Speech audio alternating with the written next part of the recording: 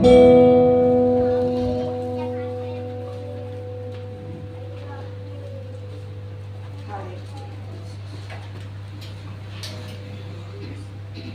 kita berdoa. Segala pujian, syukur, hormat, kemuliaan bagi Bapa di surga.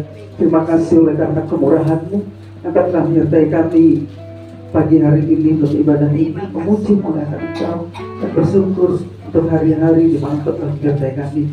Pagi hari ini selalu memuji Engkau, kami duduk diam untuk mendengarkan firman-Mu, pengajaran firman Tuhan. Roh Kudus menerangi hati dan pikiran kami sehingga kami dapat mengerti firman Tuhan, menangkap firman Tuhan, memahami firman Tuhan, menyimpan firman Tuhan dalam kehidupan kami, dan menghidupi firman dalam kehidupan kami. Terlebih dalam menghadapi berbagai tantangan, berbagai pengajaran gurus dari arus dunia yang jahat yang mau menggeserkan dari kami dari Injil Yesus Kristus. Kami firman-Mu kuat dan hidup dan berkuasa, yang menguatkan kami sehingga kami tidak dapat digoyahkan oleh apapun, tapi berdiri teguh di atas firman Tuhan, di atas karya salib Yesus Kristus. Kami siap untuk mendengarkan pengajaran firman Tuhan. Dalam nama Yesus Kristus kami berdoa, haleluya. Yang percaya kita sama-sama katakan amin. Puji Tuhan.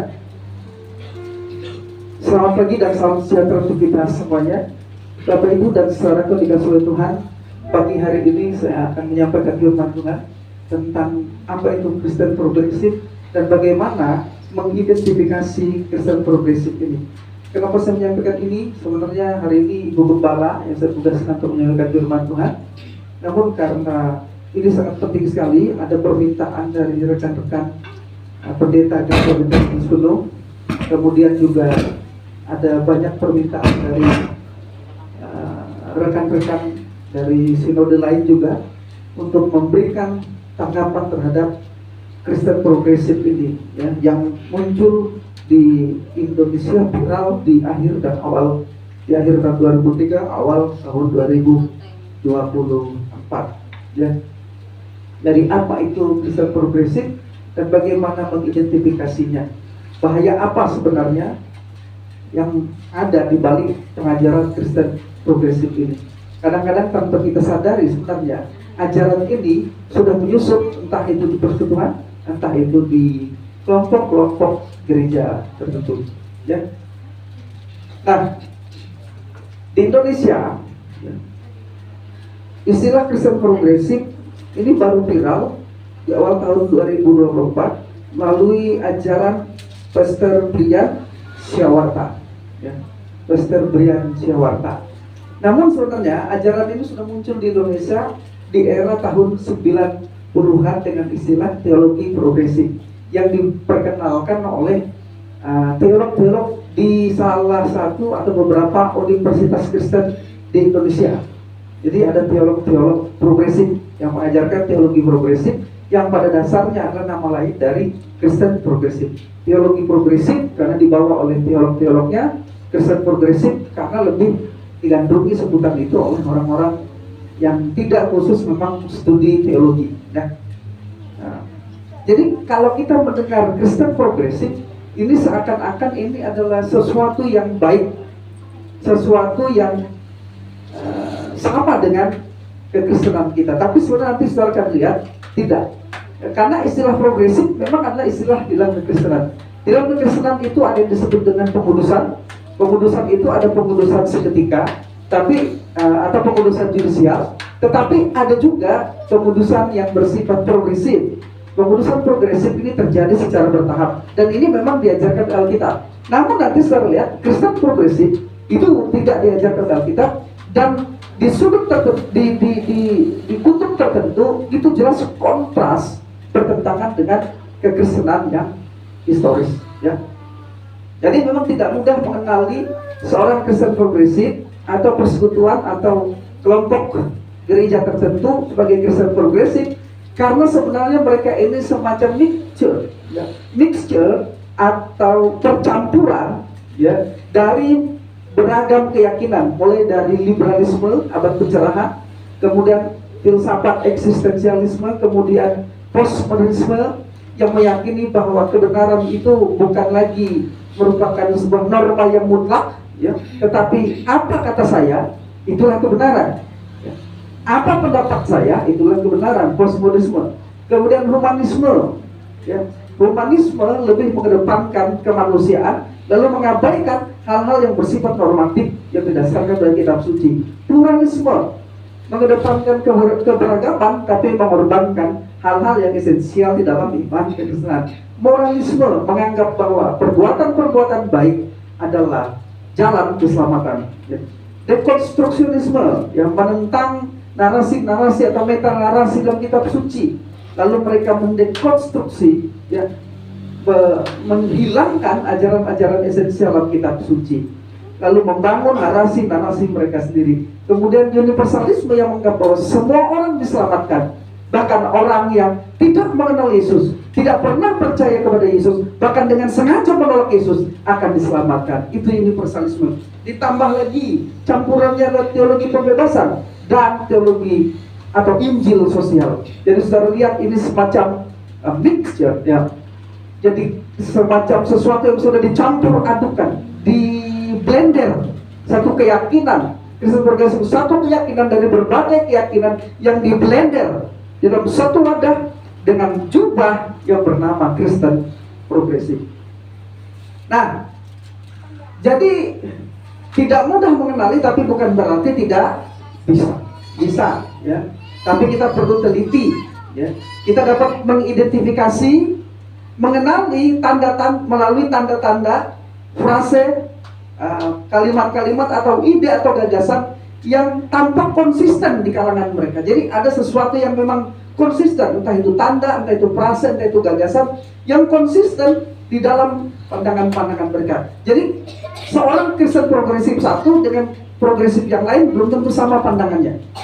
Kelompok progresif tertentu di Amerika atau di Barat itu ada gereja, memang gereja yang mengaku sebagai Kristen progresif, gereja progresif, ya. Gereja progresif yang satu, persekutuan yang satu dengan yang lain itu bisa saja berbeda pandangannya. Namun ada pandangan atau keyakinan yang sama, yang konsisten di kalangan progresif ini. Kita dapat mengenali tanda-tanda itu yang membuat seseorang atau kelompok tertentu, bahkan gereja tertentu terindikasi yang memenuhi syarat sebagai Kristen progresif. Nah, pertanyaannya, apakah Kristen progresif itu dikategorikan bidat? Nah, yang penting, apakah Kristen progresif itu dapat dikategorikan bidat? Dan apa bahayanya ajaran Kristen progresif ini bagi kekristenan kita? Nah, ini yang akan saya sampaikan hari ini. Nah, karena itu, ketika kita bicara menjawab pertanyaan apakah Kristen progresif itu dikategorikan bidat, maka kita harus melihat dulu kategori bidat itu apa. Nah, ya, baik. Kalau Kristen progresif itu percaya sama satu yang namanya universal salvation in Christ. Indonesia itu keselamatan universal di dalam Kristus. Bahwa pengorbanan Yesus di atas kayu salib itu begitu berkuasa untuk menghapuskan dosa, dan pada akhirnya dia akan mempersatukan semua anak-anaknya melalui Kristus. Keselamatan hanya di dalam Kristus, itu gue percaya. Tapi syaratnya nggak sesimpel. Tapi ada tapinya. Percaya Tuhan Yesus baru masuk atau enggak. Gue percaya kasih dia cukup besar, kuasanya cukup besar, bahwa kematiannya di atas kayu salib menyelamatkan semua anak-anaknya. Sekarang pertanyaannya siapa anak-anaknya? Gue percaya, maaf nih ya, kalau dari gue, ya, lu anak Tuhan Yesus, ya. Teman-teman di sini anak Tuhan Yesus, lu anak Tuhan Yesus. Ustaz itu juga anak Tuhan Yesus. Gue perspektifnya gitu, gini, gue dulu pas SM, gue sebentar. Gue percaya, tapi siapa anak Tuhan Yesus? Gini, gue pas gue gak seneng gue bilang gitu. Ini jangan lagi nih, ini gue percaya, gue Ini saya seolah-olah gue seneng lah. Maksud gue, saya menghormati ya. Iya. Ini saya punya keyakinan gue. Iya. Gitu loh. Ini perspektif gue ya. Iya kan. Itu pemikiran. Saya sudah lihat tadi. Bahkan Ustadz Jafar sendiri menolak kalau dia disebut anak Tuhan Yesus. Tapi kekristenan progresif mengajarkan orang yang bahkan menolak mengenal Tuhan Yesus disebutnya anak Tuhan Yesus. Jadi sepertinya mereka tampak ramah, tampak gaul, ya, tapi itu bahaya, bisa membawa orang ke neraka. Karena mengajarkan bahkan orang yang bukan Kristen, orang yang menolak untuk percaya Yesus, itu adalah anak Tuhan Yesus. Itu jelas sesat. Jadi Kristen bukan lagi apakah dia percaya dalam hatinya bahwa Yesus adalah Tuhan yang telah mati, disalibkan, dikuburkan dan bangkit dari antara orang mati, mengaku dengan mulutnya Yesus Tuhan dan Juru Selamatnya. Kekristenan tidak lagi dinilai dari itu, tapi kekristenan yang dinilai adalah apakah orang ini baik. Kalau orang ini baik, apapun agamanya, apapun ajarannya, dia anak Tuhan Yesus. Jadi bukan lagi menurut apa kata Alkitab, tapi menurut apa kata saya. Saya menilai dia baik, dia berarti anak Tuhan Yesus. Nah, menurut Alkitab, di bawah kolong langit ini tidak ada nama lain yang olehnya orang beroleh selamat. Dan untuk diselamatkan, orang harus percaya dalam hati, mengaku dengan mulut bahwa Yesus adalah Tuhan dan Juru Selamatnya. Roma pasal yang 10 ayat 9 dan ayat 10.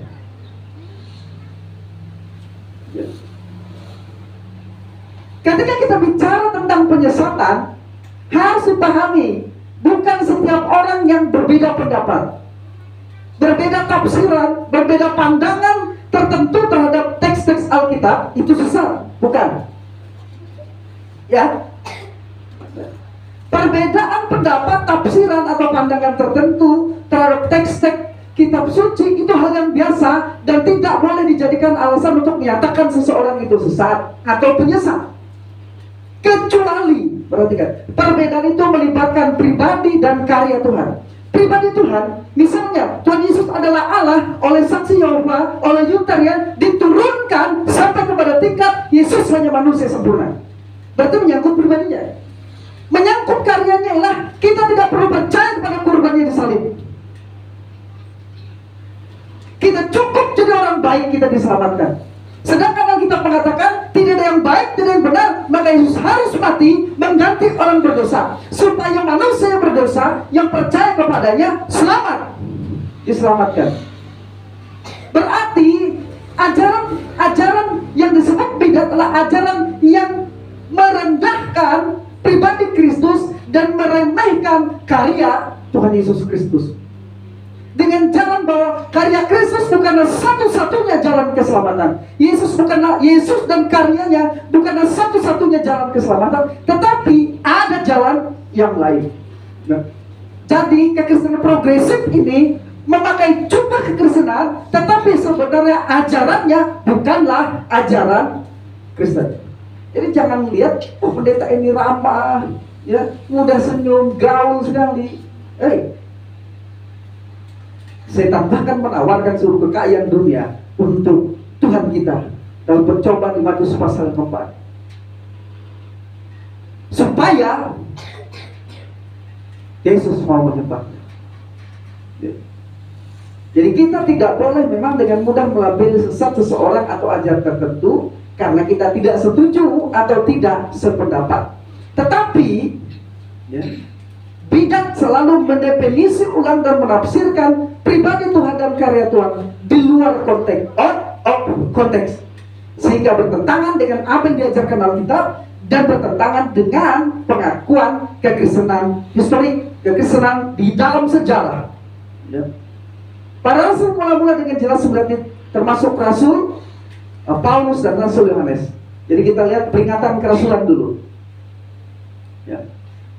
Karena itulah baik Rasul Paulus maupun Rasul Yohanes berulang mengingatkan pentingnya mempertahankan identitas dan karya Yesus historis terhadap ajaran-ajaran yang berusaha memalsukan pribadinya dan karyanya, seperti Unitarianisme, saksi Yehova yang menurunkan pribadi Yesus hanya menjadi manusia sempurna.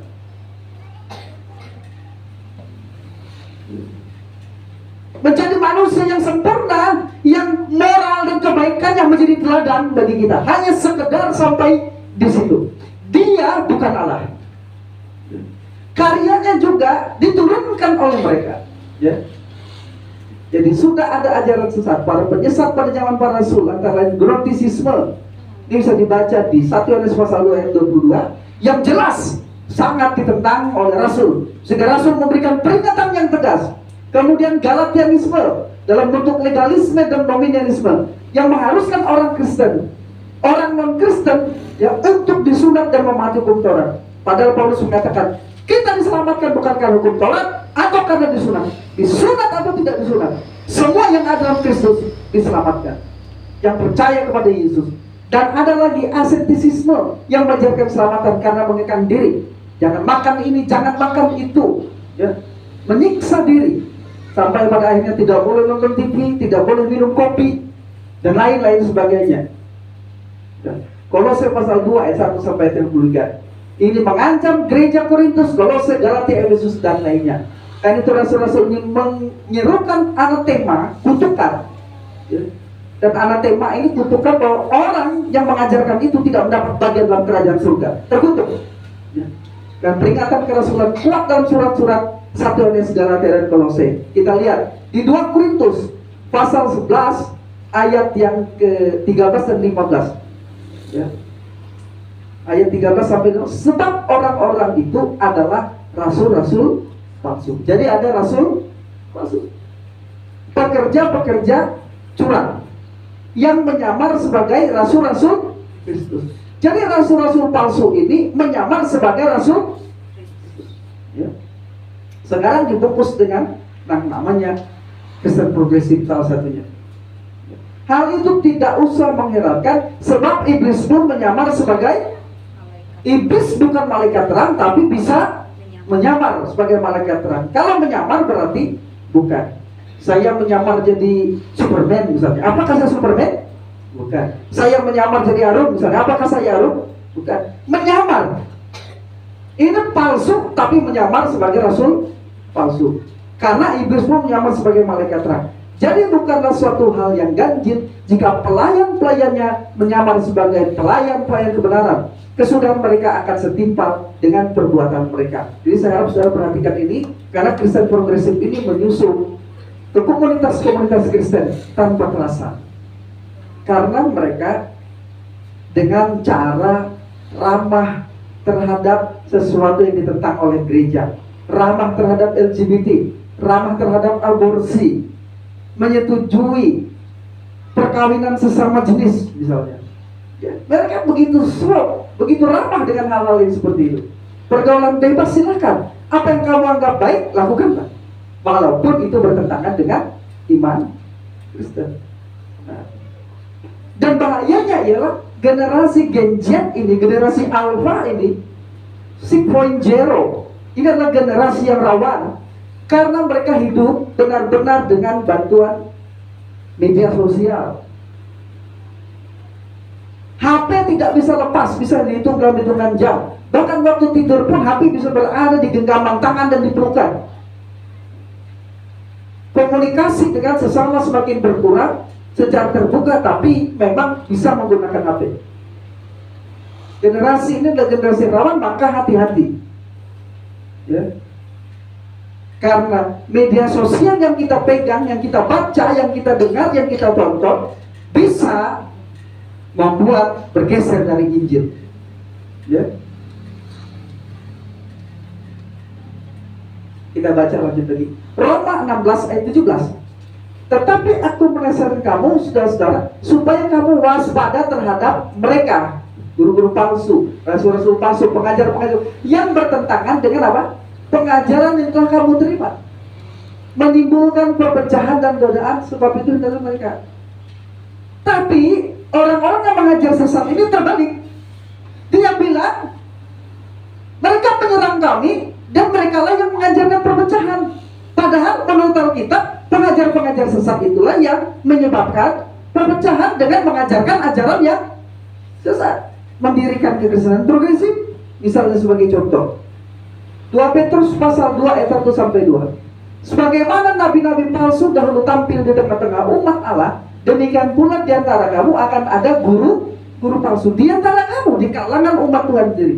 Mereka akan memalsukan pengajaran-pengajaran sesat yang membinasakan. Memalsukan pengajaran-pengajaran sesat yang apa? Oh, pengajaran sesat itu membinasakan, maka ditegur dengan keras. Maka saya tidak pernah kompromi dengan pengajaran sesat, siapapun itu beritanya. Tapi kalau terhadap pengajaran-pengajaran hanya beda tafsiran yang sifatnya sepele, silahkan saja. Gereja A mengajarkan tidak mengajarkan membayar persuluhan, silahkan, tidak perlu kita serang, silahkan. Gereja kita menekankan persepuluhan karena itu terkait dengan pemahaman-pemahaman yang bersifat sekunder, yang sama sekali tidak berpengaruh terhadap karya Kristus. Entah kita memberi persepuluhan tidak ada kaitan keselamatan kita, tapi terkait dengan apa? Dengan iman dan keyakinan kita saja. Bahwa dengan inilah saya membuktikan bahwa saya juga mengabdikan hidup saya kepada Tuhan, yang dengan rela telah membayar harga yang begitu mahal bagi penebusan saya. Sebab bagaimana kita bisa mengatakan 100% bagi Tuhan, 10% saja dari kekayaan kita, dari gaji kita, pendapatan kita tidak bisa membaginya untuk Tuhan. Adalah sulit mengukur 100% untuk Tuhan itu. Ya. Nah, tapi keyakinan seperti itu, walaupun penting sifatnya sekunder, tidak mengaruh terhadap keselamatan kita.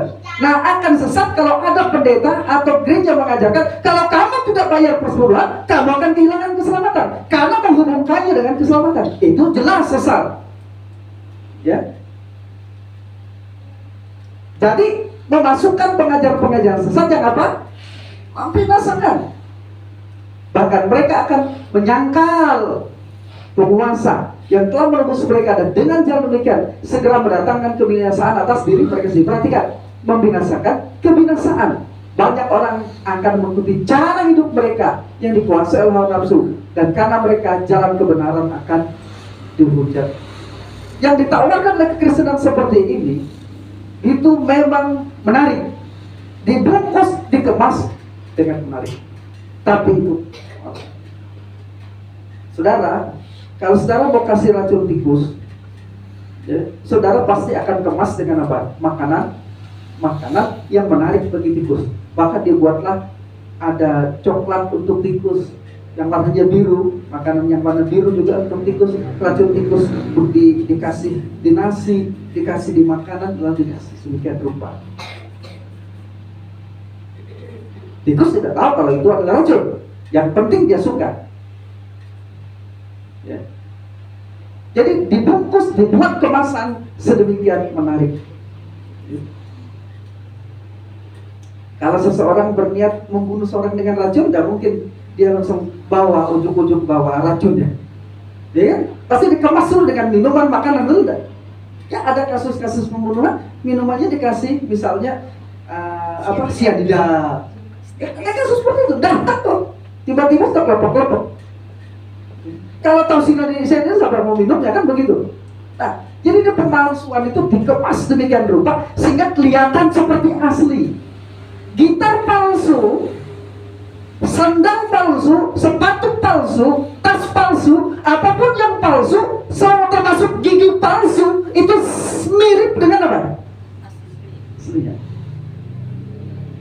Sehingga kadang sulit membedakan. Sulit bukan berarti tidak tahu. Pasti ada cara. Coba saja gigi palsu disuruh menggigit tulang atau benda yang keras, mampu tidak dia dengan seperti gigi asli? Tidak bisa. Ada cara mengujinya. Pasti ada. Ya. Jadi kekristenan yang terus berkembang memang selalu menghadapi klaim palsu, distorsi, salah interpretasi kreatif, dan praktek keliru dari dalam internal kekristenan itu. Lalu bagaimana kita dapat mengenali para penyesat bidat di zaman ini? Adakah kriteria yang menjadi acuan kita? Ya. Di sini saya akan memberikan beberapa contoh. Ya. Yuk. Kita lihat ya, perhatikan baik-baik, kita pengajaran kan ini penting. Bahkan rekan-rekan pendeta dari beberapa sinode termasuk dari Giles meminta saya untuk membuat YouTube ini.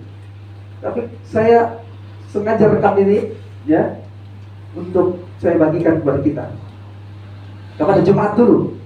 Karena kesan progresif ini sudah masuk ya, di berbagai gereja dan persekutuan. Ya, di buku saya Apologetika Karismatik, bidat adalah ajaran, saya mendefinisikan bidat adalah ajaran atau aliran sekte yang menyimpang dari ajaran Kristen yang benar. Aliran atau sekte yang menyimpang dari ajaran yang benar. Ya. Ajaran ini bisa bersifat pribadi atau kelompok nantinya. Tapi ajaran atau aliran, ya, ajaran seseorang, aliran yang dibawa oleh seseorang dipimpin atau sekte yang menyimpang dari ajaran yang benar. Ya. Jadi itu bidat. Jadi bisa dilihat di buku Apologetika Karismatik ini ya, di halaman 43. Ya. Nah.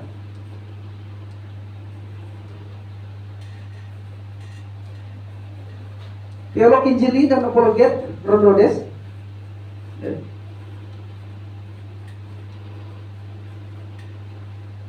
menulis tentang bidat demikian. Bidat adalah kelompok agama yang berasal dari agama induk seperti Kristen, tetapi menyimpang dari agama induk tersebut dengan menyangkal beberapa doktrin esensial. Kata kuncinya adalah menyangkal beberapa doktrin esensial Kristen.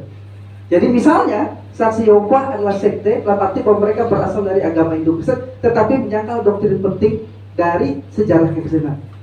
Yesus menurut Saksi Yehova adalah malaikat Mikael yang berinkarnasi. Ya. Jadi itu, ini bukunya 5 Minute Apologetic for Today. Ya. Nanti bisa dilihat di halaman 99 sampai halaman 90. Halaman 100. Kita dapat mengenali bidat, mengidentifikasi bidat. Dengan apa? Dengan melihat karakteristik teologisnya, karakteristik sosiologisnya, dan karakteristik moralnya. Kita dapat mengenali bidat. Dari apa? Dari ajarannya teologis, dari komunikasinya dengan sesama, relasinya, karakteristik dan karakteristik moralnya. Ron Rhodes di 3 buku ini menjelaskan bahwa pada umumnya bidat memiliki karakteristik teologis, sosial, dan moral yang mirip. Yang mirip. Jadi semua bidat itu ada karakteristiknya yang mirip. Ya. Jadi ada 3 buku ini, saudara bisa lihat nih, The Challenge of the Cow and New Religion di halaman 23. Itu apa itu?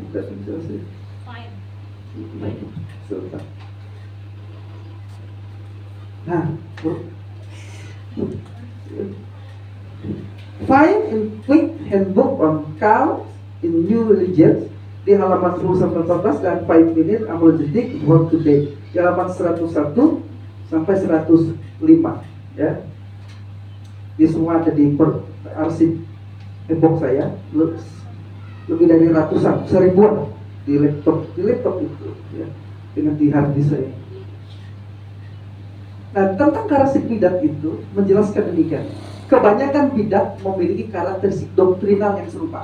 Jadi kita tidak melihat dari sosiologisnya dulu dan moralnya, tapi kita lihat dari karakteristik doktrinalnya dulu. Karena ini yang berdasar kita dulu. Yang tadi diajarkan, kamu anak Tuhan Yesus, Ustadz ini anak Tuhan Yesus, semua di sini anak Tuhan Yesus. Padahal mereka tidak mengenal Tuhan Yesus, bahkan ada di antara mereka, mohon maaf, kata tadi, menolak Tuhan Yesus. Bisa jadi anak Tuhan Yesus bagaimana ceritanya? Ya. Kebanyakan bidat itu memiliki doktrin serupa. Nah, ini dia. Yang pertama, mengaku menerima wahyu baru dan memiliki tulisan mereka sendiri, kitab suci mereka sendiri. Dan jika Alkitab bertentangan dengan wahyu baru, maka wahyu baru itu menggantikan Alkitab. Jadi Saksi Yehova, Mormonisme itu punya kitab suci sendiri. Ya, itu contoh. Bidat mendukung pandangan yang menyimpang tentang Allah, menyangkal Trinitas, mengajarkan banyak Allah. Ya, semua adalah atau politeisme, mengajarkan panteisme itu bahwa semua adalah Allah. Apapun itu, termasuk saya dan saudara, itu semua adalah Allah. Kemudian politeisme, ada banyak Allah. Ya. Allah Trinitas tidak relevan dalam beberapa sekte. Ya. Kemudian yang ketiga, bidat melihat Yesus hanya sebagai manusia, ya, atau Allah yang lebih rendah dari Bapa, manusia sempurna. Toh ada banyak ayat itu. Yang terakhir, saya menyebut nama saja langsung. Erastus Sabdo mengajarkan Yesus adalah manusia sempurna yang didiami. Kata inkarnasi itu diterjemahkannya dengan didiami oleh Logos. Ya. Nah, jadi manusia sempurna, manusia biasa. Ya. Nah, itu sudah dikategorikan bidat. Yang keempat, bidat biasanya menyangkal bahwa Yesus memenangkan keselamatan kita di kayu salib. Ya. Jadi mereka menyangkal bahwa karya Kristus yang menyelamatkan kita. Sedangkan Kristus mengajarkan keselamatan karena anugerah oleh iman di dalam Yesus Kristus. Mereka menolak itu. Ya. Yang kelima, bidat sering menyangkal keilahian dan pribadi Roh Kudus. Roh Kudus hanya dianggap sebagai kuasa atau daya atau power saja. Yang keenam, bidat menyangkal bahwa manusia jatuh dalam dosa. Ya. Jadi manusia ini dalam pandangan mereka, manusia ini baik, punya kemampuan yang punya moralitas yang terus menerus secara progresif.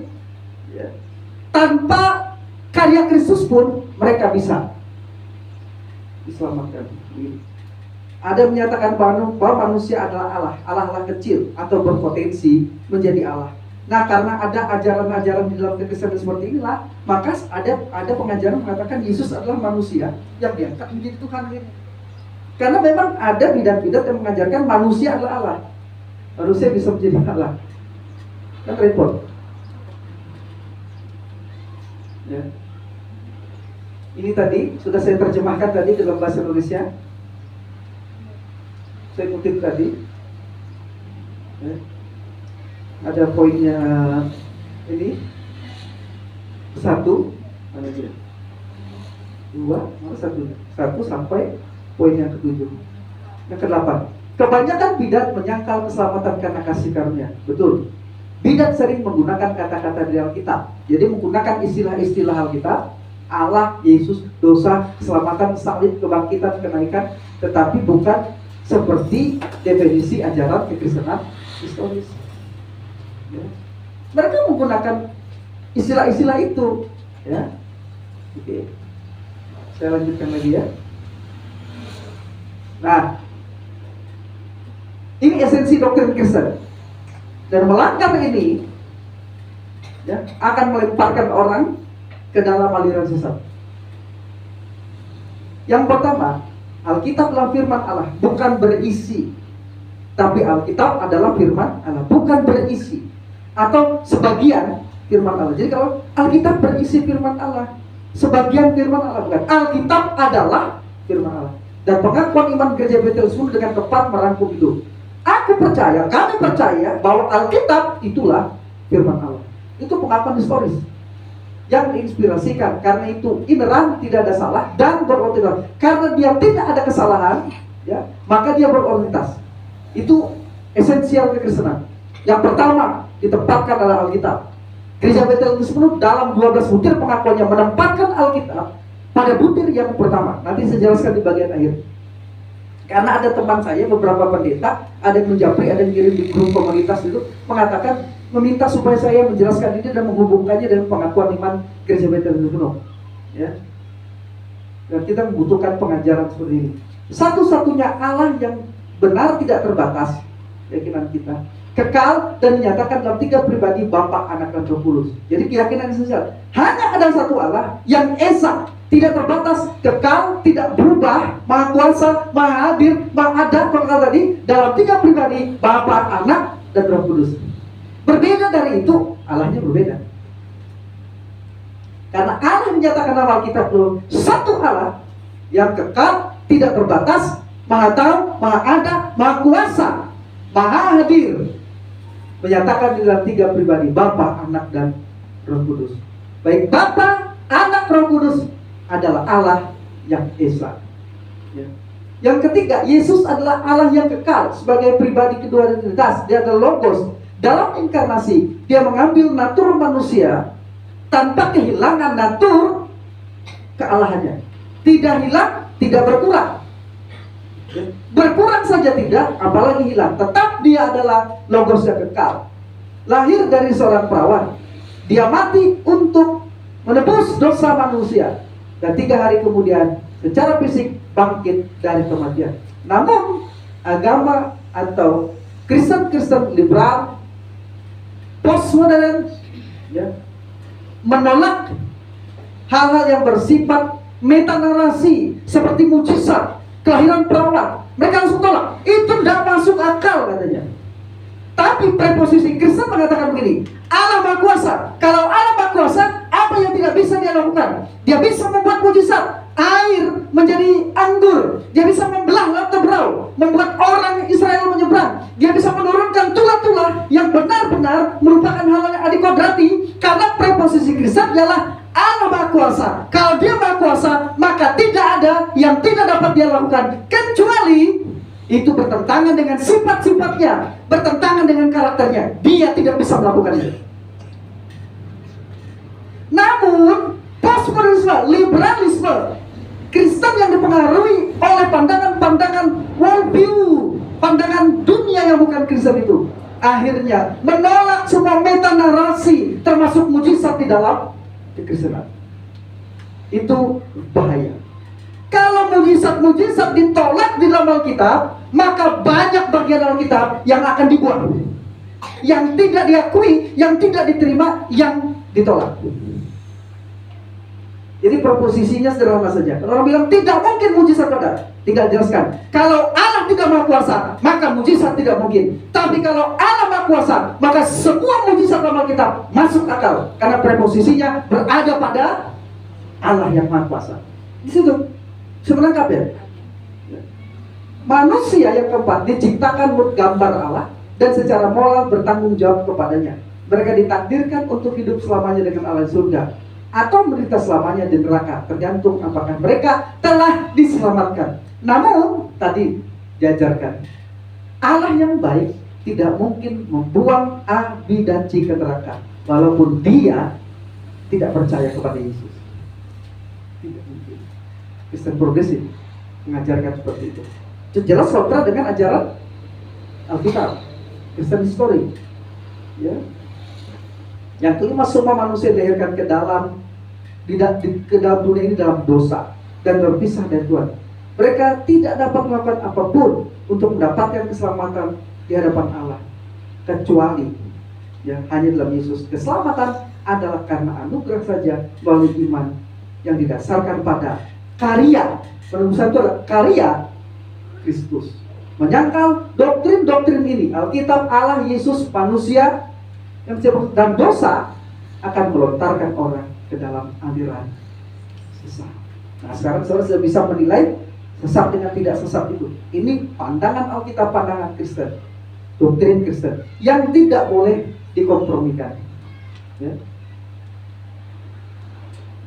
Ini tadi kutipannya 1-5 tadi dari buku 5 Minutes Apologetic for Today.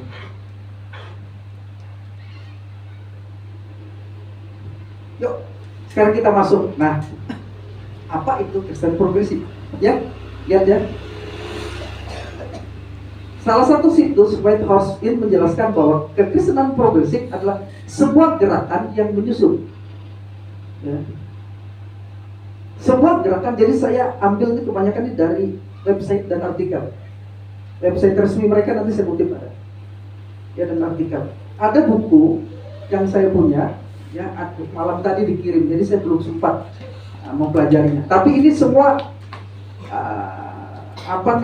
saya kutip dari artikel-artikel web yang terpercaya. Ya, tidak semua di artikel di media sosial itu bisa dipercaya. Karena ini dikutip dari seorang profesor Perjanjian Lama.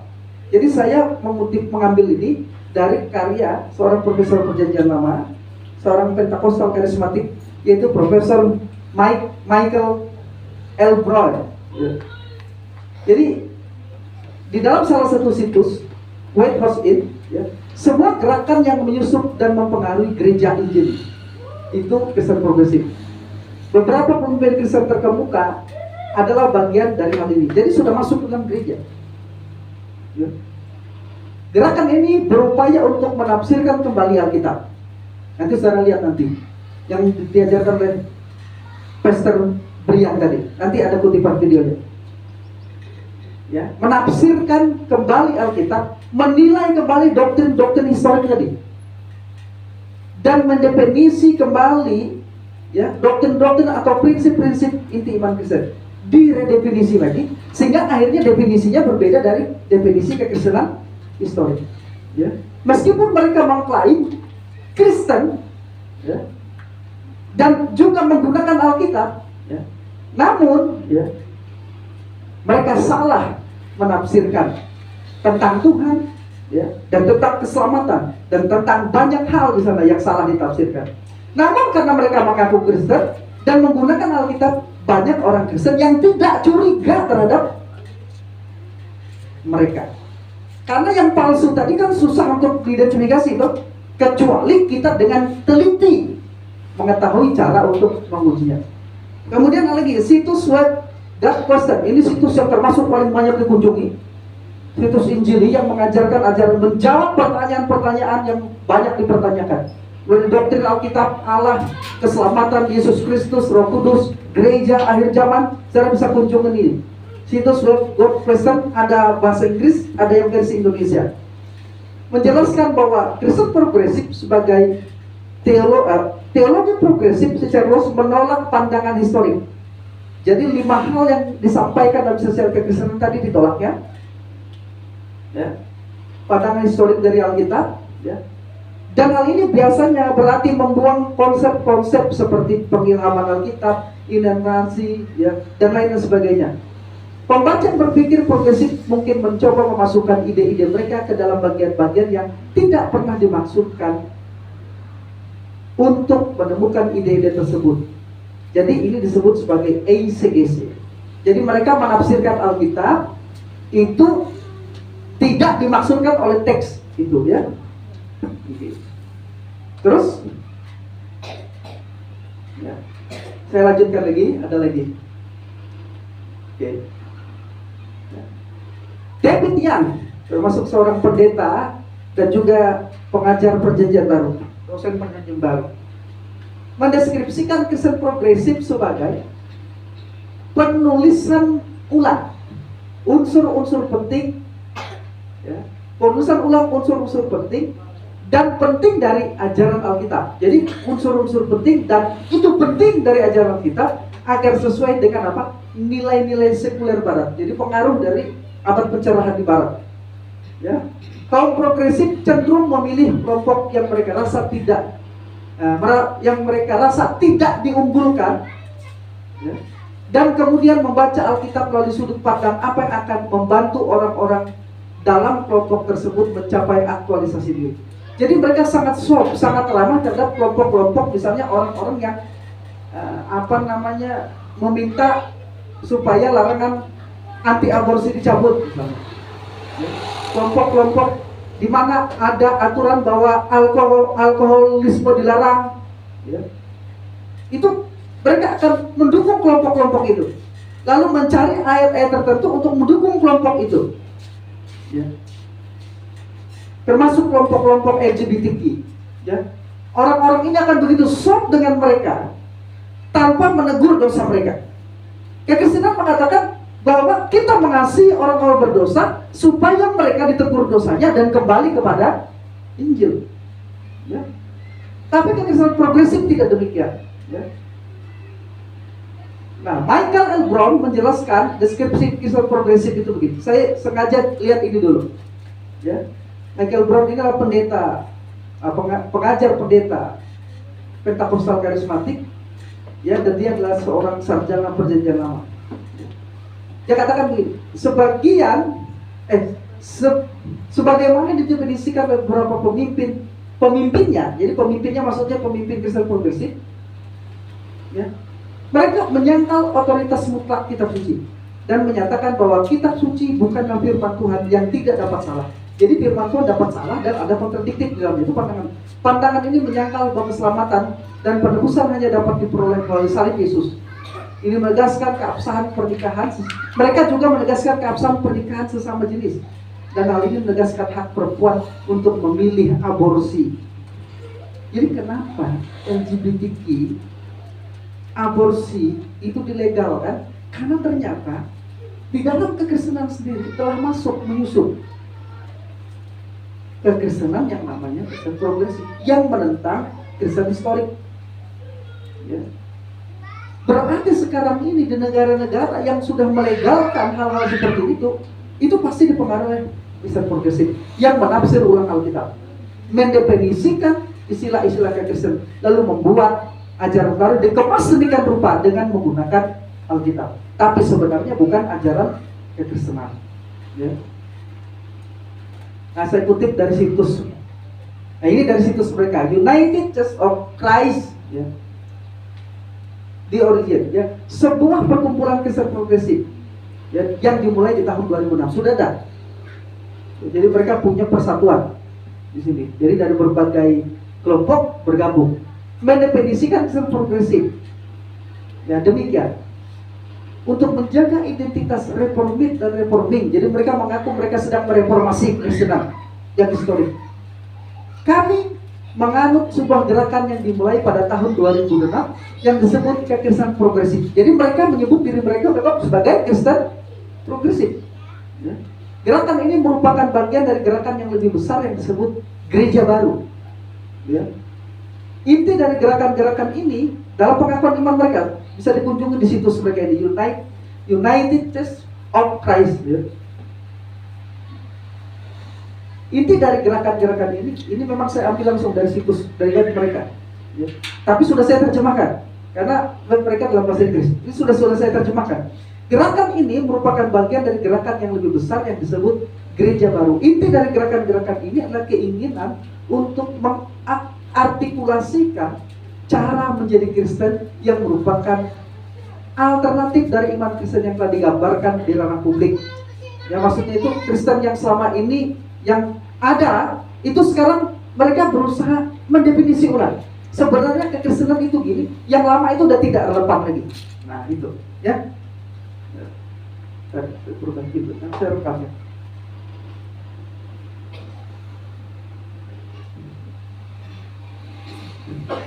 Ya, terus saya lanjutkan lagi. Ya.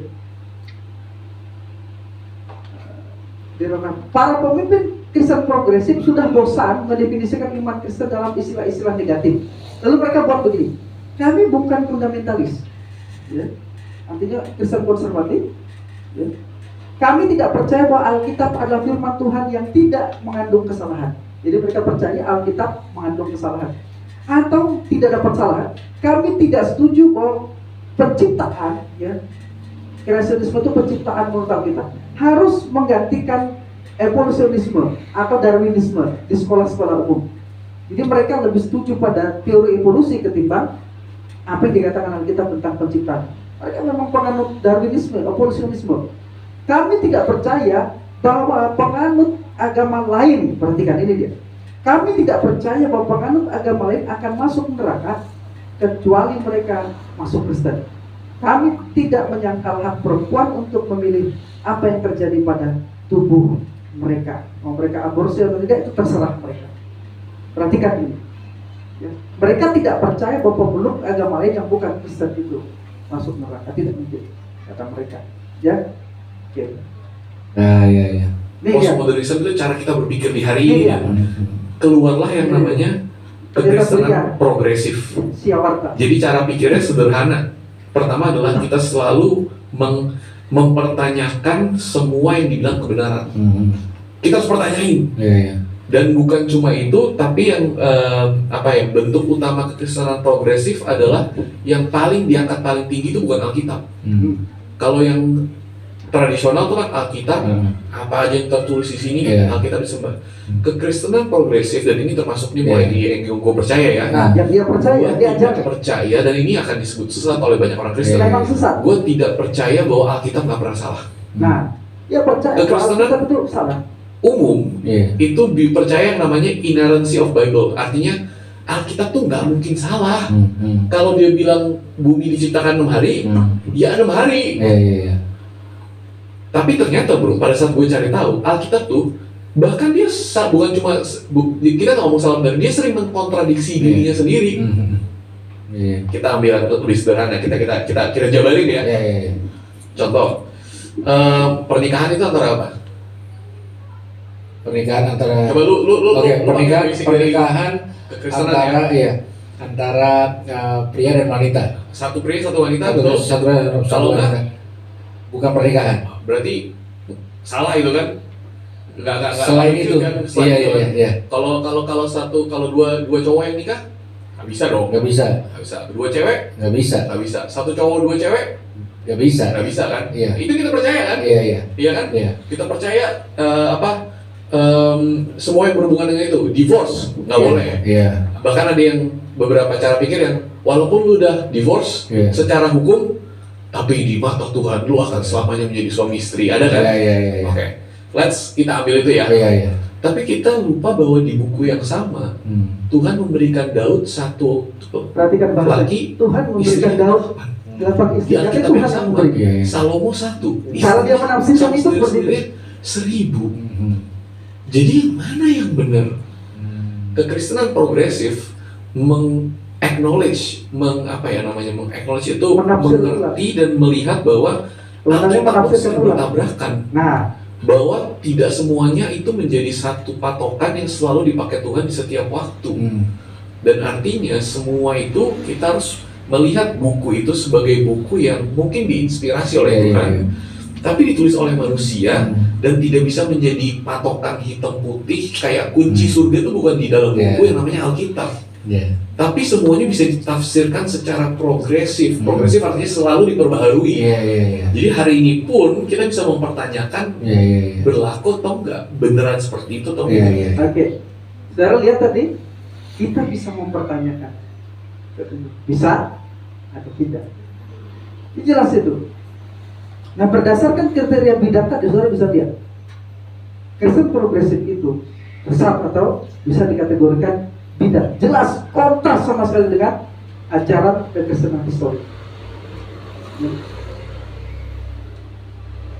Nah, bagaimana kita mengidentifikasi? Tadi saudara sudah lihat visualisasinya dari seorang Kristen progresif yang bernama Brian Siawarta. Michael J. Kruger, Direktur dan Profesor Perjanjian Baru di Reformed Theological Seminary, Charlotte, ya. Dalam artikelnya, dia menulis sebuah buku, karena dia ini ahli Perjanjian Baru, tapi dia menulis tentang Kristen progresif ini karena dia melihat bahaya Kristen progresif ini. Ya. Di bukunya yang lain dia menunjukkan 10 kesalahan, tapi di artikelnya menunjukkan 3 kriteria utama untuk mengidentifikasikan atau langsung menempatkan seorang itu pada Kristen progresif. Ya. Yang pertama, mereka percaya bahwa Yesus bukan anak Allah yang ilahi, melainkan hanya teladan moral yang harus diikuti. Gitu. Yesus teladan moral, teladan etika yang harus kita ikuti. Tapi dia bukan anak Allah. Dia bukan Allah. Kemudian Kristen progresif fokus pada moralisme, bukan pada keselamatan. Maka tadi akhirnya Brian tadi mengatakan bahwa ini semua anak Tuhan Yesus. Padahal mereka tidak pernah percaya Yesus, tidak pernah atau menolak Tuhan Yesus mereka. Bagaimana bisa orang menolak Tuhan Yesus dianggapnya sebagai anak Tuhan? Karena cara menafsirkan Alkitab itu yang salah. Jadi mereka menciptakan sistem hermeneutika sendiri yang nantinya dikenal sebagai hermeneutika mistis. Ya, atau disebut juga sistem hermeneutik dekonstruksi mereka buat sendiri. Ya. Yang ketiga, ya, kekristenan progresif meremehkan dosa. Mereka memiliki pandangan yang sangat rendah terhadap dosa. Karena itu mereka, ya, tidak ada minat untuk berbicara tentang murka Allah atas dosa. Tuhan sama sekali tidak digambarkan oleh mereka sebagai Tuhan yang kesal, yang terganggu terhadap dosa. Nah, kalau Tuhan tidak bermasalah dengan dosa, maka karya Yesus kayu salib itu tidak efektif sama sekali. Sedangkan keajaran Yesus itu mati di kayu salib karena Allah sangat benci dengan dosa. Dan bagaimana menyelesaikan masalah dosa itu? Allah sendiri mengutus anaknya Yesus Kristus. Kruger kemudian menyimpulkan bahwa keyakinan atau kepercayaan Kristen progresif bukanlah kabar baik atau bukan Injil. Dan karena itu, karena keyakinan itu atau keyakinan dengan kursi itu bukan kabar baik, yang sama sekali bukan kekristenan historik. Jadi dengan kata lain, Kruger mengatakan yang namanya Kristen progresif itu bukan Kristen. Karena ajarannya bukan ajaran Kristen, hanya menggunakan Alkitab, hanya menggunakan istilah Kristen, lalu memakai jubah Kristen. Tapi sebenarnya palsu. Dan ajaran itu bisa membinasakan. Jadi orang silakan duduk dosa, gay tetap sebagai gay, silakan saja. Dan kalau dia enjoy saja menikah dan sama jenis, silakan. Orang yang poligami dan poliandri, silakan saja. Kalau kamu enjoy tidak masalah. Tuhan tidak akan menghukum kamu dan tidak akan buat kamu ke neraka. Katanya. Ya.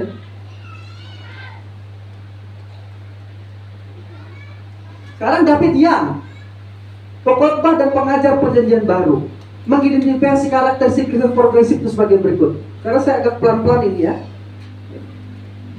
Karena Kristen progresif ini bahkan sudah ada di sekitar kita.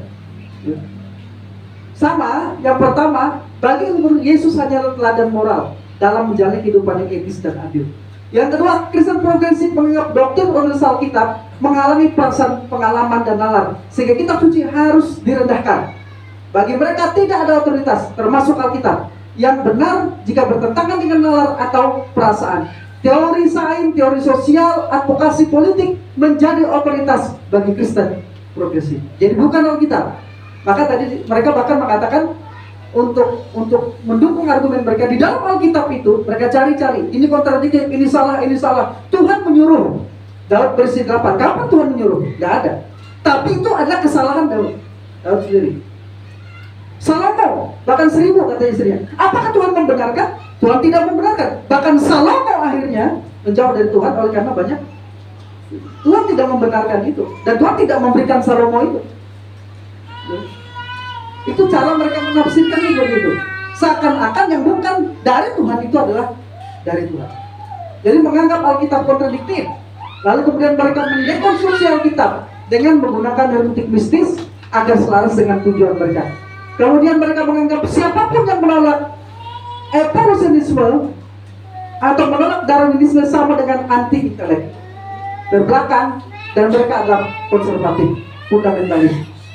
Mereka juga meremehkan dosa, mengabaikan kebenaran mendasar. Ya. Kristen progresif ramah pada tindakan sosial seperti prostitusi, alkoholisme, ya, hak pilih perempuan, hak-hak pekerja, dan kemiskinan.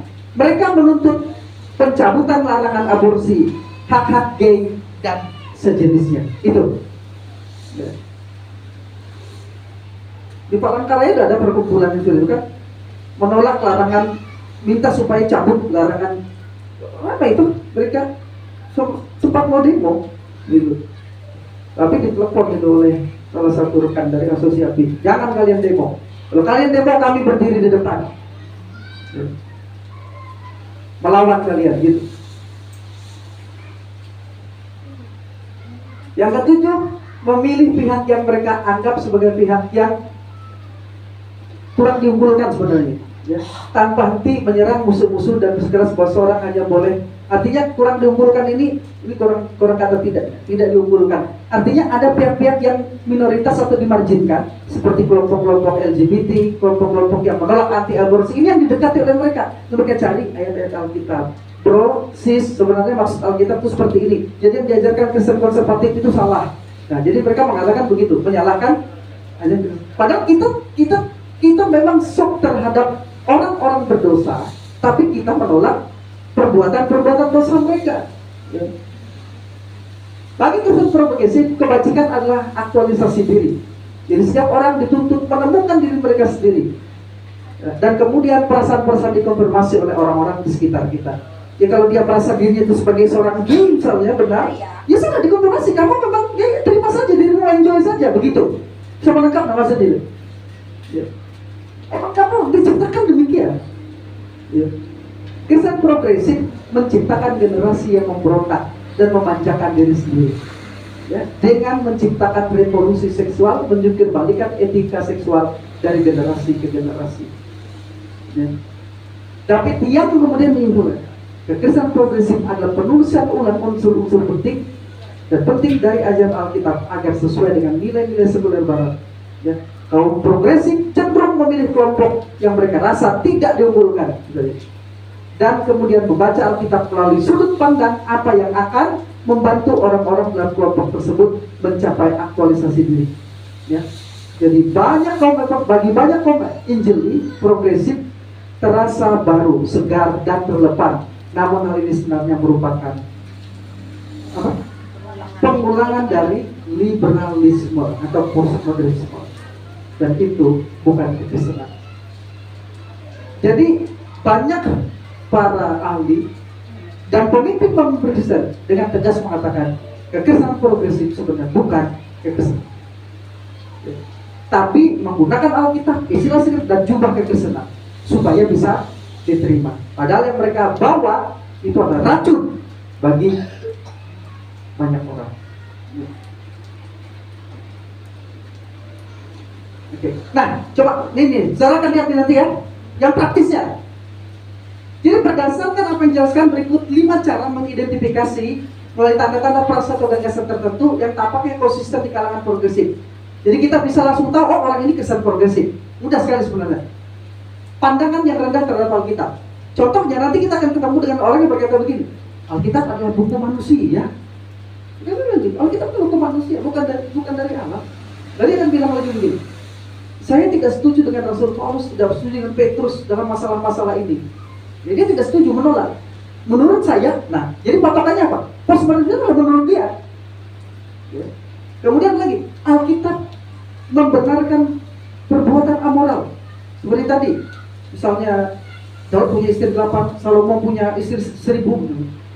Seakan-akan Alkitab membenarkan. Sebenarnya Alkitab itu ineran dan pasal Alkitab itu memaparkan apa yang benar. Dosa adalah dosa, jahat adalah dosa, pembunuhan adalah pembunuhan. Itu yang dimaksud dengan Alkitab itu benar. Memaparkan apa benar, apa adanya. Bukan berarti semua kesalahan-kesalahan seperti Daud, kesalahan-kesalahan seperti Salomo harus diikuti, tidak. Tapi ineransi Alkitab itu dari Allah untuk menyatakan ini yang benar dan ini yang salah. Begitu. Bukan mengikuti yang salah dan meninggalkan yang benar. Begitu. Alkitab hanya berisi firman Tuhan atau sebagian firman Tuhan, tetapi bukan firman Tuhan. Karena itu Alkitab harus ditafsirkan ulang. Kitalah yang menafsirkan, memilih ini yang boleh kita gunakan, ini yang tidak. Ya. Yang kedua, perasaan lebih ditekankan daripada fakta. Itu Kristen progresif. Pengalaman, perasaan, dan opini pribadi cenderung dihargai melampaui kebenaran itu sendiri. Ya. Nah kita akan ketemu dengan seperti ini. Komentar dengan orang kalau kita ketemu dengan mereka ngomong gini dulu.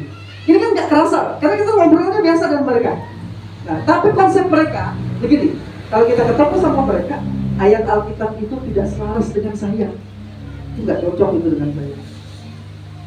Bisa jadi itu tanda seorang Kristen progresif itu. Jadi dia ketemu yang ini yang cocok kelihatannya. Jadi dia mencari hal-hal yang cocok untuk dia. Mencocoknya. Saya pikir homoseksualitas itu adalah dosa. Sampai saya bertemu dan berteman dengan beberapa orang gay, saya menyimpulkan homoseksual itu bukan dosa. Itu bahasa-bahasa mereka. Ya. Saya tidak percaya Yesus akan mengirim orang baik ke neraka. Itu tadi Pastor Brian tadi kan bilang begitu. Itu bahasa-bahasa orang Kristen progresif itu. Yang ketiga, doktrin-doktrin penting Kristen terbuka untuk ditafsir ulang. Jadi kita menafsirkan ulang tadi katanya, kata Pastor Brian tadi. Apa yang dipahami, apa yang diikuti, apa yang dianut oleh Kristen konservatif, oleh Kristen historik katanya. Jadi mereka mendefinisikan ulang Alkitab tentang isu-isu moral tertentu seperti homoseksualitas, aborsi, ya, kemudian kelahiran dari perawan Maria, kebangkitan Kristus, kematian Kristus, itu semua itu ditafsir ulang. Tapi yang kontras dengan penafsiran. Nah kita akan ketemu dengan hal seperti ini nanti, komentar mereka dalam komunikasi mereka. Kita bisa jumpai atau kita dengar kebangkitan Yesus tidak harus berdasarkan fakta untuk mengungkapkan kebenaran. Jadi kebangkitan Yesus tidak harus berdasarkan fakta untuk mengungkapkan kebenaran. Kemudian posisi historis gereja mengenai seksualitas adalah kuno dan perlu diperbaharui dalam kerangka modern. Jadi yang dianggap oleh Kristen selama ini salah, maka kita harus tafsir ulang. Seksualitas itu seperti ini, makanya akhirnya mereka setuju terhadap LGBTQ. Gagasan tentang neraka secara harfiah menyinggung orang-orang non-Kristen dan perlu tafsir ulang. Kita tidak boleh menyinggung agama-agama lain, kepercayaan-kepercayaan lain. Lah, ajaran agama kita mengajarkan ini, ya kita harus mengajarkan seperti ini. Tidak mungkin memang tidak bersinggungan, sama seperti agama orang lain mengajarkan ini pasti bersinggungan dengan kekristenan kan? Makanya banyak agama, karena agama-agama ini beda yang diajarkan secara esensial. Pasti akan bersinggungan dan beda pendapat gitu. Tapi supaya kita bisa diterima oleh yang lain, maka kita harus menafsirkan ulang ajaran kita tentang neraka. Salah satunya Tuhan yang baik sebagai Bapak yang baik tidak mungkin mengirimkan A, B, dan C ke neraka hanya gara-gara mereka tidak percaya kepada Yesus. Nah, itu kontras dengan ajaran kekristenan historik. Saudara, ketemunya tuh akan ketemu dengan yang seperti itu. Ya. Istilah-istilah bersejarah itu didefinisi ulang.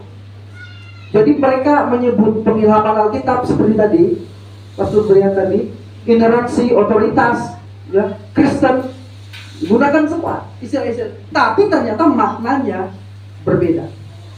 Ya.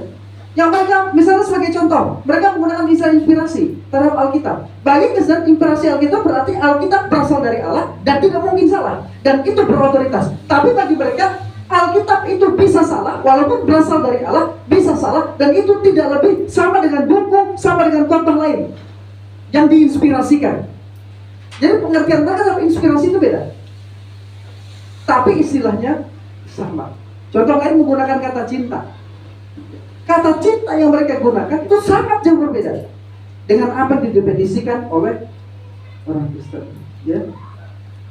Nah, komentar yang mungkin kita akan temui, jumpai, dan dengar dari para pengajar progresif ini, Tuhan tidak akan menghukum orang berdosa, Dia kasih. Nah, Tuhan tidak mungkin menghukum orang berdosa. Padahal kita mengatakan orang berdosa yang tidak bertobat akan Enggak mungkin Tuhan menghukum kamu, bro. Akhirnya orang apa? Tetap di dalam dosanya, tetap berbuat dosa. Tentu saja Alkitab berlintas, tetapi kita telah salah memahaminya selama 2000 tahun di dalam sejarah gereja. Jadi kita harus tafsir ulang. Karena selama 2000 tahun kita salah paham terhadap Alkitab. Ya. Makanya ajaran satu selalu bilang begini. Banyak orang Kristen tidak paham serta Erasmus. Dan ajaran saya ini pasti ditentang. Ya memang salah, ngapain nggak ditentang, kan begitu? Jadi mereka berusaha menafsir ulang. Bukan tugas kita, kata mereka, untuk berbicara kepada siapapun tentang dosa. Tugas kita hanyalah mengasihi mereka. Padahal menurut Alkitab, yang salah harus ditegur. Ya, tegurlah yang salah. Kemudian apa lagi? Tujuan kitab suci itu apa? Menyatakan kesalahan untuk memperbaiki kelakuan supaya orang hidup di dalam kebenaran. Tapi mereka begitu sok dengan dosa, gak usah ditegur.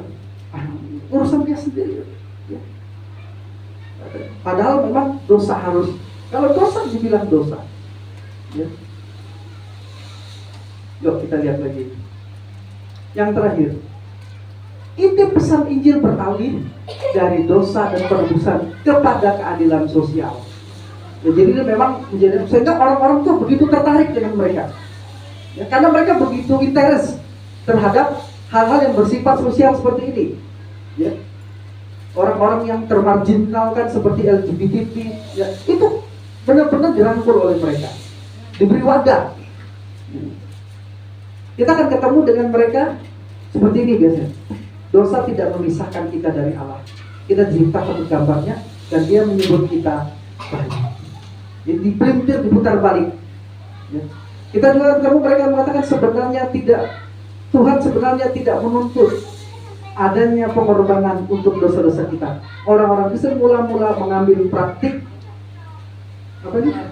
pengorbanan hewan kafir dan menceritakan kisah Yesus dengan istilah serupa. Jadi mereka tidak percaya pengorbanan Yesus.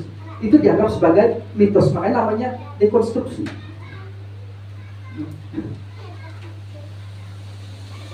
Nah, perhatikan ini. Kita tidak benar-benar perlu memberitakan Injil. Tidak usah memberitakan Injil. Tidak usah. Kalau Injil itu kan buat tentang dosa, menegur dosa, Injil, menyatakan kesalahan, mengundang orang untuk percaya kepada Yesus, bahwa Yesus berkorban untuk dosamu. Hanya Dia Tuhan, Juru Selamat dan jalan kebenaran hidup. Tapi di progresif, tidak usah kita beritakan itu.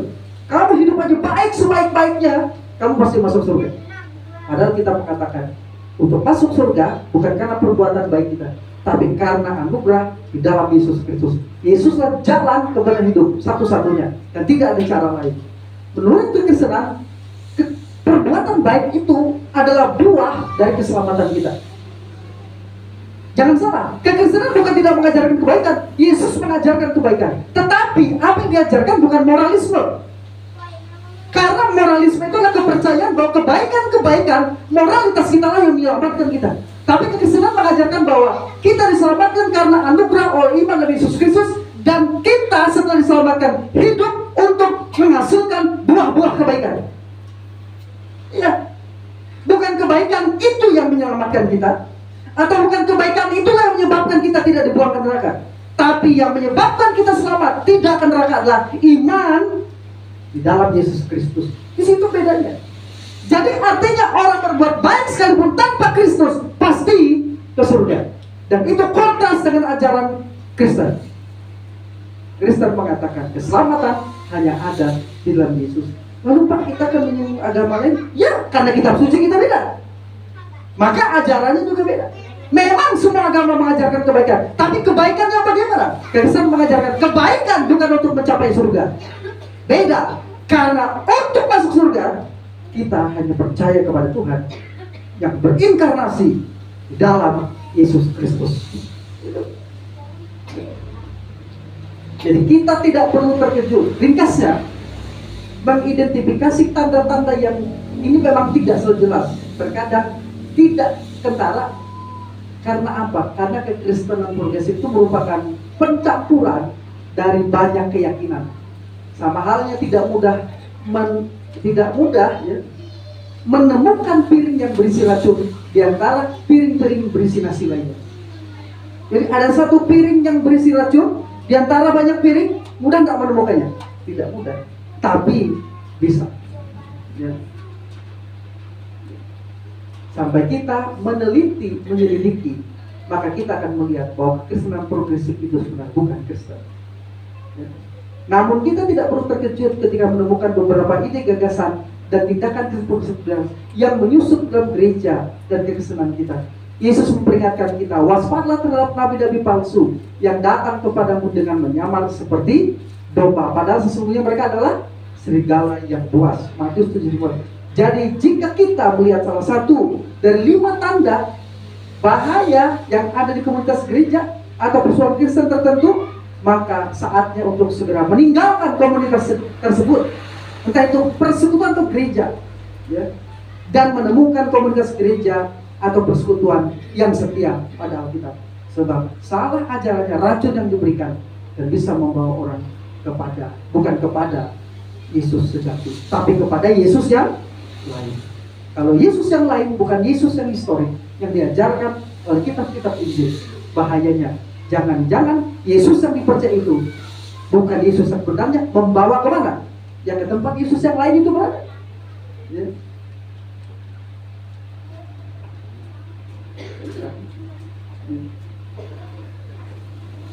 Saya akan ajarkan ini, menghubungkan dengan pengakuan iman GBS. Ya. Saya lihat ini, maka saya bicara dengan teman-teman. Ajarkan saja ajaran yang diajarkan oleh pengakuan iman GBS, ajaran dasar IBS dalam gereja, lalu dikembangkan. Ya, sudah kita. Ya. Apabila formulasi pengakuan iman dengan suatu pernyataan teologis yang merepresentasikan ajaran doktrin atau bahkan dogma gereja, maka formulasi atau pernyataan tersebut harus memenuhi syarat berikut. 1. Didasarkan pada bukti-bukti biblika dan eksegetikal yang kuat. Bukti yang tidak kuat tidak bisa diterima. Penafsiran yang salah seperti tafsir yang progresif tidak bisa diterima. Yang kedua, harus saling terkait sebagai satu sistem dan tidak kontradiktif. Jadi ajaran tentang Allah, tentang Yesus, tentang gereja, tentang Kristus di dalam kekristenan itu harus koheren, tidak boleh ada kontradiktif. Kalau ada kontradiktif, maka berarti ada yang salah dalam ajaran itu. Ya. Formulasi atau pernyataan kontradiktif jelas bertentangan dengan hukum logika dan tidak bisa diterima kafir. Saya sudah riset, saya sendiri sudah beriset tentang pengakuan iman GBS. Jadi bukan hanya doktrinnya, Trinitas dan Kristologinya yang koheren dan tidak, tapi semua butir dari 12 butir pengakuan iman tersebut koheren dan tidak kontradiktif satu dengan yang lainnya. Dan yang terpenting memiliki dasar teologis biblika yang memadai untuk dapat diaplikasikan dalam komunitas gereja maupun kehidupan pribadi. Pengakuan iman gereja Betel 10 ada pengakuan iman yang primer, kompatibel dengan kekristenan historik dan jelas kontras dengan keyakinan Kristen progresif. Ya. Jadi berdasarkan pengakuan iman ini, Sinode GBS sebenarnya sudah secara otomatis menolak pandangan dan keyakinan Kristen progresif. berdasarkan pengakuan imannya saja sudah kontras, maka menolak pandangan-pandangan Kristen progresif. Ini lihat pengakuan iman GBS, 12 butir pengakuan iman. Yang pertama, kami percaya bahwa Alkitab adalah firman Allah yang hidup. Jadi bukan berisi, bukan sebagian, tapi firman Allah yang hidup. Jadi Alkitab sumber dari pengajaran kekristenan. Nah, jadi Alkitab ini kemudian membuat doktrin-doktrin lainnya. Dari butir 2 sampai dengan butir 5 itu ada doktrin esensial. Kami percaya butir 2 Allah yang Maha Esa itu Tritunggal adanya. Ini sekaligus kontras dengan pandangan-pandangan para bidan. Kemudian yang ketiga, ini teologi sistematiknya adalah teologi proper dan doktrinitas. Yang ketiga, kami percaya bahwa Tuhan Yesus Kristus itu anak Allah yang hidup. Jadi ini menunjukkan bahwa Yesus itu adalah Allah, seesensi dengan Allah. Relasinya dengan Allah, Bapa dan Anak itu bicara tentang relasi. Ya. Bahwa dia adalah Allah. Yang keempat, kami percaya bahwa semua manusia sudah terhilang dalam dosa. Ini jelas bertentangan dengan pengakuan iman progresif tadi, keyakinan progresif. Yang kelima, kami percaya bahwa manusia hanya dapat diselamatkan jika mereka dilahir barukan, dijadikan baru di dalam Tuhan Yesus Kristus. Bagaimana bisa orang dikatakan masuk surga jika mereka tidak percaya Yesus? Mereka tidak bisa lahir baru kalau mereka tidak percaya kepada Yesus. Karena begitu orang percaya dalam hati, mengaku dengan mulut Yesus adalah Tuhan, Yesus adalah Allah, dan Yesus adalah Juru Selamat yang telah mati bagi dosa-dosaku dan telah dibangkitkan bagi pembenaranku. Seketika dia mendapatkan hidup kekal, seketika dilahir barukan oleh Roh Kudus, seketika apa? Bersama dengan pengakuan itu dia diselamatkan. Lalu bagaimana ajaran Kristen progresif? Orang ini anak Tuhan Yesus, orang ini anak Tuhan Yesus. Kamu juga yang tidak percaya Yesus, bahkan menolak Yesus disebut anak Tuhan Yesus.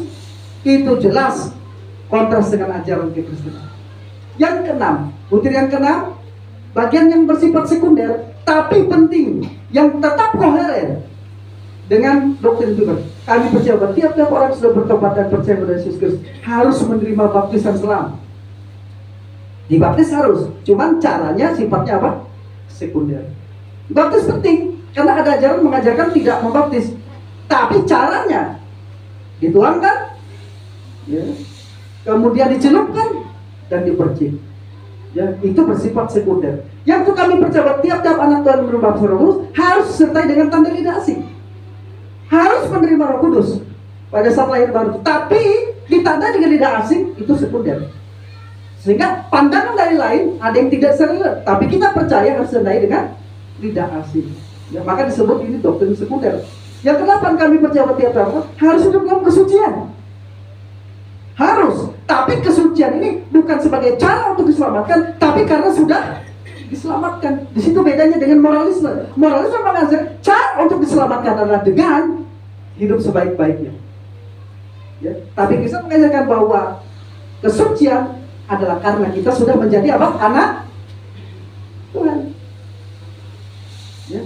Bukan hidup sebaik-baiknya supaya menjadi anak Tuhan, tidak. Tapi karena kita sudah menjadi identitas kita adalah anak Tuhan, maka kita harus hidup dalam suci. Ini saya bilang ini diri saudara. Saya harus hidup suci karena saya anak Tuhan. Saya menolak dosa karena saya anak Tuhan. Kan begitu? Ya, identitas kita itu. Ya.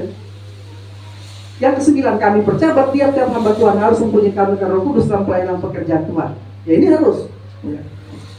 Kami percaya bahwa tiap-tiap orang beriman dapat disembuhkan dari segala penyakit oleh kuasa doa dalam nama Tuhan Yesus Kristus. Ya. Tapi ini bersifat sekunder. Kalau orang tidak percaya sudah, tapi dia percaya Yesus Tuhan dan Juru Selamatnya, ya silakan dia tidak percaya Yesus bisa menyembuhkan. Tapi kita punya pengakuan yang seperti ini. Yang 11, kami percaya bahwa perjamuan suci adalah tanda kasih Allah kepada kami yang harus sering dilakukan. Mengapa kita seringkali melakukan berulang-ulang perjamuan? Karena ada di pengakuan iman kita. Yang ke-12, kami percaya bahwa Tuhan Yesus Kristus akan datang kembali sebagai mempelai gerejanya dan raja atas segala raja untuk memerintah seluruh dunia. Bahwa Yesus akan datang kembali. Ya. Sedikit lagi kita akan selesai. Jadi hal-hal yang paling mendasar yang dipegang teguh oleh kekristenan ortodoksi dan persekutuan pasif termasuk oleh sinode gereja Baptis penuh adalah doktrin-doktrin historik itu yang kontras dengan pandangan Kristen progresif. Ya. Jadi kita harus ingat, ya, bahwa pengakuan iman kita di kutub yang berbeda dengan Kristen progresif. Mari kita berpegang teguh pada pengakuan iman kita. Closing statement saya, yuk. Ini penting. Berdasarkan penjelasan-penjelasan di atas dapat disimpulkan, bidat adalah ajaran atau aliran atau sekte yang menyimpang dari ajaran kekristenan yang historik atau kekristenan yang benar.